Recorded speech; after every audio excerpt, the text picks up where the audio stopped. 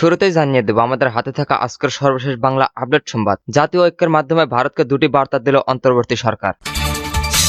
এরপর জানিয়ে দেব জামায়াত নেতাদের প্রশংসা করে ফেসবুকে যা লিখলেন গোলাম রব্বানী। এরপরে জানিয়ে দেব নরসিংদীতে আওয়ামী লীগের দুই গ্রুপের সংঘর্ষে ইউপি সদস্য নিহত 2।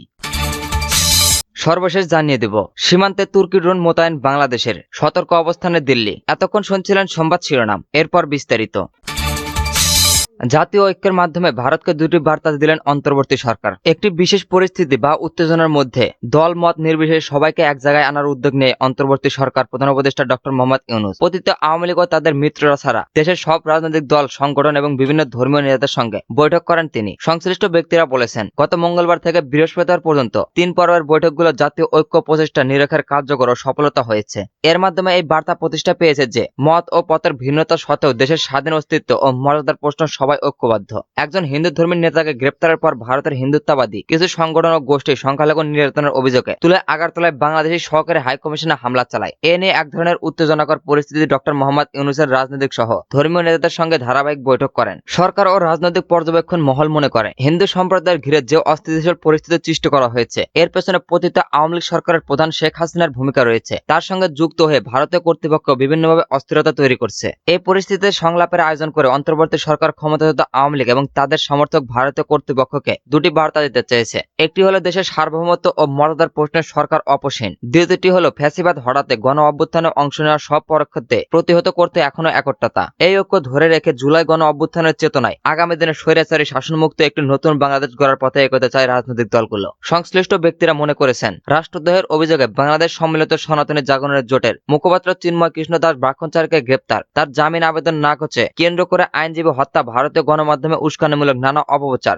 এর জের ধরে ভারতের আগরতলায় বাংলাদেশ সহকারী হাইকমিশনে হামলা এবং জাতীয় পতাকার অবমাননা। বাংলাদেশের জাতিসংঘ শান্তিরক্ষী পাড়াতে পশ্চিমবঙ্গের মুখ্যমন্ত্রী মমতা বন্দ্যোপাধ্যায়ের আর্জি সহ বেশ কিছু ঘটনা উত্তেজনাকর পরিস্থিতির সৃষ্টি করে। রাজনৈতিক পর্যবেক্ষণের অনেক বলেছেন, এসব ঘটনার জেরে ভারতের সঙ্গে বাংলাদেশের সম্পর্কের টানাপোড়েন সম্মুখীন হয়। উদ্বুদ্ধ পরিস্থিতি মোকাবিলায় রাজনৈতিক দল, সংগঠন সহ বিভিন্ন ধর্মের নেতাদের এক কাতারে আনার উদ্যোগ নেন ডক্টর ইউনূস। এর মধ্যে গত বুধবার সবচেয়ে বড় রাজনৈতিক সম্মিলিত ঘটে বাংলাদেশ ফরেন সার্ভিস একাডেমিতে। সেদিন 35টির বেশি রাজনৈতিক দলের শীর্ষ পর্যায়ের নেতারা প্রধান উপদেষ্টার সঙ্গে বৈঠক করে দেশের স্বাধীনতা ও মর্যাদার প্রশ্নে ঐক্যবদ্ধ থাকার ঘোষণা দেন। সে বৈঠকে দেশের অন্যতম প্রধান দল বিএনপির 5 সদস্যের প্রতিনিধি দলের নেতৃত্ব দেন দলের স্থায়ী কমিটির সদস্য খন্দকার মোশাররফ হোসেন। গতকাল শুক্রবার তিনি প্রথম আলোকে বলেন, এই বৈঠকের মাধ্যমে একটি পরিষ্কার বার্তা দেওয়া হয়েছে যে আমরা ঐক্যবদ্ধ সংখ্যালঘুদের নিয়ে বাংলাদেশের বিরুদ্ধে অপপ্রচার হচ্ছে, ষড়যন্ত্রের গন্ধ পাচ্ছে। এটা মোকাবিলার জন্য এই সময় জনগণকে ঐক্যবদ্ধ থাকা উচিত। এই পরিস্থিতিতে পতিত স্বৈরাচারী গোষ্ঠী ও দল এবং তাদের সমর্থকেরা ছাড়া সবাই ঐক্যবদ্ধভাবে তাদের প্রতিহত করতে প্রস্তুত আছে।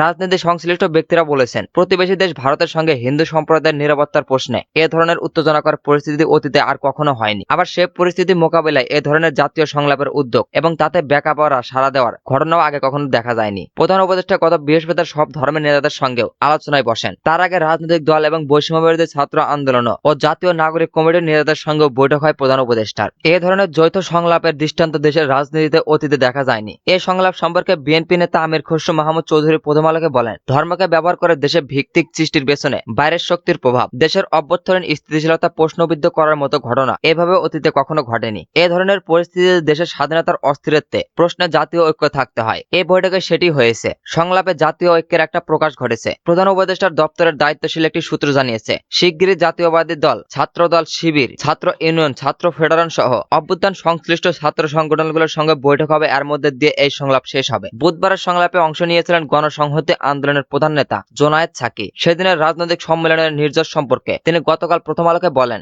বাংলাদেশের স্বাধীনতার সার্বভৌমত্ব এবং জাতীয় স্বার্থের প্রশ্নে আমরা ঐক্যবদ্ধ। এটি ছিল মূল কথা। বিশেষ করে ফ্যাসিবাদী বিরোধী গণ অভ্যুত্থানে অংশগ্রহণকারী আমরা সব শক্তি আমাদের গর্বিত অর্জনকে গণতান্ত্রিক প্রক্রিয়ায় রক্ষা করতে চাই। এই বৈঠক সেটিরই একটি প্রকাশ। বৈঠকে অংশগ্রহণকারী অনেকের সঙ্গে কথা বলে জানা গেছে, প্রতিবেশী দেশের সঙ্গে অদ্ভুত পরিস্থিতিতে মোকাবিলায় রাজনৈতিক ও ধর্মীয় নেতাদের সরকারের পাশে থাকার অঙ্গীকার করেছেন। সেই সঙ্গে তারা সরকারকে বেশ কিছু পরামর্শ দিয়েছেন। ভারতীয় গণমাধ্যমের অপপ্রচার এবং অপতথ্যের বিরুদ্ধে সরকারকে দিকে শক্ত পদক্ষেপ গ্রহণের পরামর্শ দিয়েছেন প্রায় সবাই। এছাড়া জাতীয় ঐক্যের লক্ষ্যে 64 জেলায় সম্প্রতি সমাবেশ করা, জাতীয় ঐক্যের প্রতীকী সংহিত হিসেবে সর্বস্তরের নাগরিকদের নিয়ে সম্মিলিত কর্মসূচি করা এবং সারা দেশে একযোগে একই সময়ে যার যার অবস্থান থেকে জাতীয় পতাকা হাতে দাঁড়িয়ে প্রতিবাদ কর্মসূচি পালনের প্রস্তাব দেন আমার বাংলাদেশি পার্টির এবি সদস্য সচিব মুজিবুর রহমান। অনেকেই শিগগিরই সম্মিলিত কোনো কর্মসূচির ঘোষণা আসতে পারে। এ এই বিষয়ে অন্তর্বর্তী সরকারের আইন উপদেষ্টা অধ্যাপক আসিফ নজরুল প্রথম আলোকে বলেন, ভারতের যে মিথ্যা প্রচারণা বাংলাদেশের বিরুদ্ধে কর্মকাণ্ড, এর বিরুদ্ধে আওয়ামী লীগ ও তাদের সহযোগী ছাড়া জাতির যে ঐক্যবদ্ধ আছে, এই বার্তা দেশে এবং বহির্বিশ্বে পৌঁছে দেওয়া প্রয়োজন ছিল। সে বার্তাটি গেছে। একই সঙ্গে এই সংলাপে বিভিন্ন বিষয়ের যে প্রস্তাব এসেছে, যেমন সবাই মিলে একটি সমাবেশ করা, পলিটেকনিক কাউন্সিল করা,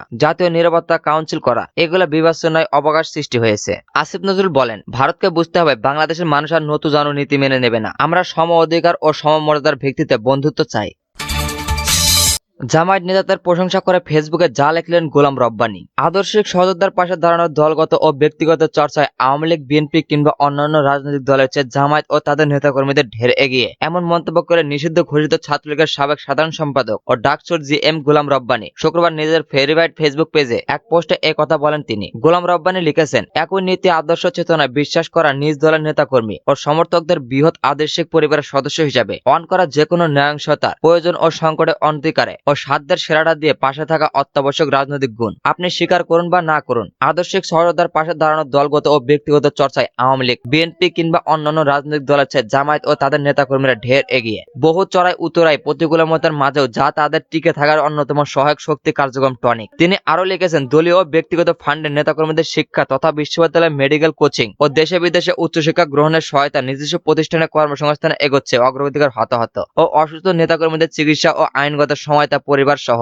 আর্থিক নিরাপত্তার দায়িত্ব নেওয়া সহ এমন বহু প্রাসঙ্গিক কারণে আমাদের নেতাকর্মীরা সেখানে নির্ধারক কণ্ঠ ও হতাশা ভোগে তাদের নেতাকর্মীরা সোজা দলীয় সহায়তার দারুণ মানসিক জোর দেয়। ৭১-এর ভূমিকা সহ বহুবিধ বিতর্ক সমালোচনা থাকলেও তাদের আদর্শ বিশ্ববাদের দায়িত্ব নেওয়া অপপ্রচার প্রচেষ্টার জন্য তারা অনুকরণ প্রশংসার দাবিদার। নরসিংদীতে আওয়ামী লীগের দুই গ্রুপের সংঘর্ষে ইউপি সদস্য সহ নিহত 2।